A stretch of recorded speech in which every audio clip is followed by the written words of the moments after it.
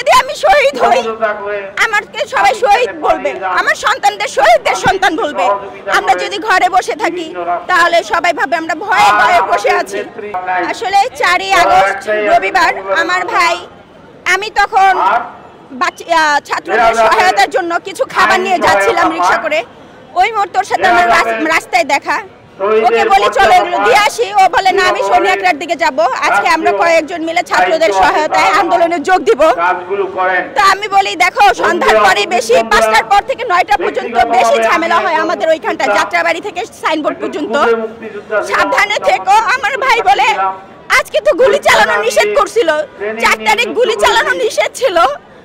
আমার ভাই আমি বলে খারিজ করে দিছে, আদালত থেকে তা খারিজ হয়েছে।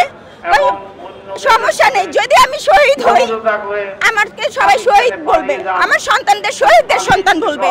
আমরা যদি ঘরে বসে থাকি তাহলে সবাই ভাবে আমরা ভয়ে ভয়ে বসে আছি। আমাদের সবাই ভীত বলে উল্লাস করবে। এটা স্বৈরাচার সরকার এবং তার যে পালিত পুলিশগুলো আছে তারা এটাই মনে করে আরো বেশি অত্যাচার চালাবে রাজপথে সেই ছাত্রছাত্রীদের ওপর। তাই সে ওইখানে ঠিক 4:30 বাজে আমার থেকে বিদায় নিয়ে চলে যায়। আমাদের কাছে সন্ধ্যা 6টায় আসে একটা ফোন আসে, তার ফোন থেকেই বলে এটা কার, আপনার ভাইয়ের ফোন। বললাম আমার ছোট ভাইয়ের কাছে ফোনটা আসে প্রথম। আমার ভাই বলে হ্যাঁ, বলে আপনার ভাই গুলি খাইছে, আহত অবস্থায় তাকে ঢাকা মেডিকেল নেওয়া হচ্ছে। তখন আমার ছোট ভাই, আমার বাবা যেহেতু অসুস্থ, তাকে গত 15 তারিখ তাকে হার্টের রিং করানো হয়েছে। অনেক যুদ্ধ করে বাবাকে হার্ট ফাউন্ডেশন থেকে নিয়ে আসছিলাম, তো বাবাকে আর বলতে পারি নাই। ওই অবস্থায় আমরা দুনো ভাই বোন দৌড়ে ঢাকা মেডিকেল আসি। আসার পর শুনি সে মারা গেছে, তাকে নিয়ে বাসায় চলে যাচ্ছে। তো আমি দৌড়ে আবার ঠিক বাসায় আসি চিৎকার করতে করতে যে এটা সম্ভব না, আমার ভাই মারা যেতে পারে না, বিশ্বাস করি না। বাসায় এসে দেখি আমার ভাই মারা গেছে, তার রক্ত তখনও ঝরতেছিল।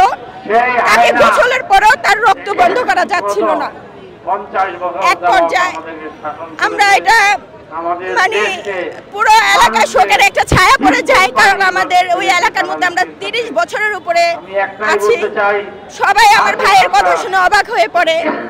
পরবর্তীতে আমরা ঠিক 2 দিন পরে একটু স্বাভাবিক অবস্থায় ঢাকা মেডিকেল আসি তার ডেথ সার্টিফিকেটের জন্য, কারণ 4 জন ছাত্র তাকে সাহায্য করে ঢাকা মেডিকেল নিয়ে যায় রিক্সা যোগে। তো তখন তারা যখন রাস্তায় মারা যায় ওই রিক্সার মধ্যেই, তারা তখন আমাদের জানায় যে সে তো মারা গেছে, লাশ নিয়ে আসবে কিনা। তো ওই মুহূর্তে আমার ফ্যামিলি জেনে যায়, কারণ বাসায় ফোনটা দেওয়া হয়েছিল, আমার বাবাও তাকে ফোন দিচ্ছিল। ওই মুহূর্তে আমার বাবা জেনে যায় যে তার ছেলে গুলিবিদ্ধ হয়ে মারা গেছে। আমার বাবা তো তার কোনো হুঁশই থাকে না, পুরো পরিবার বিশ্বাস করতে পারে না, চিৎকার করে। তখন আমার ভাইয়ের ওয়াইফ বলে মারা গেছে, তাকে আর ওইখানে রেখে কি হবে, লাশটা নিয়ে আসেন। ওই মুহূর্তে বাসায় লাশটা অ্যাম্বুলেন্সে করে নিয়ে আসে, কিন্তু ওই তখনও আমরা ঢাকা মেডিকেল খোঁজাখুঁজি করতে থাকি। পরে আমরা যখন বাসায় আসি দেখি ভাই তো নাই, আমার ভাই তো দুনিয়া থেকে চলে গেছে, কিন্তু তার ডেথ সার্টিফিকেটটা পর্যন্ত দেওয়া হচ্ছে না। আমরা যখন 2 দিন পরে ঢাকা মেডিকেল আসি, পরিচালক যে আসাদ সাহেব আছেন সরকারি মেডিকেল কলেজের, বিডিআর আসাদ সাহেব, ওনার সাথে আমরা সরাসরি কথা বলি। তো কথা বলার পর উনি আমাদের জানায় এটা একটা সরকার অনুমোদন লাগবে, কারণ কিছু নিয়ম আছে। তখন আমি বললাম আমি যদি ঢাকা মেডিকেল একজন ব্যক্তিকে নিয়ে আসি, সেই কাগজটাও আমি ওনাকে দেখাইছি, অজ্ঞাত নামে একটা কাগজও ছিল আমাদের কাছে। আমাদের কাছে অনেক ভিডিও ছিল, ওনাকেও আমি সেটা দেখাইছি। মিছিলে যে আমার ভাইয়ের গুলি লাগছে সেখান থেকে ধরে নিয়ে আসছে, এবং ওইখান থেকে অ্যাম্বুলেন্সে যাওয়ার পথে ভিডিওগুলো আমাদের কাছে আছে। সকল প্রমাণ দেখানোর পরও সে বলতেছে সরকার অনুমোদন লাগবে, এই ডেথ সার্টিফিকেট আমরা এখনো দিতে পারবো না, এটা নিয়মের বাইরে বা আইনের বাইরে। কোন আইন আমি সেটাই বুঝতেছি না, যে নিরস্ত্র বাহিনীর উপর গুলি চালিয়ে এইভাবে হত্যা করা হয়, আর তার ডেথ সার্টিফিকেট দিতে এখানে আইনের প্রয়োগ করা হচ্ছে। এটা কোন দেশের আইন? আমার প্রশ্ন যে এটা কোন দেশের আইন, যেখানে নিরস্ত্রের উপরে এইভাবে বুলেট চালানো, রাবার বুলেট ছুটছে, টিয়ারশেল ছুটছে, সেখানে কি সরাসরি বুলেট ছাড়ার কোনো আইনে ছিল যে নিরস্ত্রের উপরে আমরা বুলেট ছুড়ে তাকে সরাসরি, যার কলিজা ছিঁড়ে বের হয়ে যাচ্ছে বুলেটগুলো, তাকে আমরা এইভাবে হত্যা করতেছি, অথচ তার ডেথ সার্টিফিকেটের জন্য আমাদের আইন দেখাচ্ছে। এখন আমাদের ডেথ সার্টিফিকেট দেওয়া হচ্ছে না, বারবার আমাদের আইন দেখানো হচ্ছে। এখন আমার ভাইয়ের নাম মোহাম্মদ জুয়েল, তার 2টা সন্তান আছে, একটা 10 মাসের ছেলে, একটা 3 বছরের মেয়ে। তার ওয়াইফের মুখে এখন কোনো কথাই নেই, তার ওয়াইফের বয়স মাত্র 22 বছর বয়স।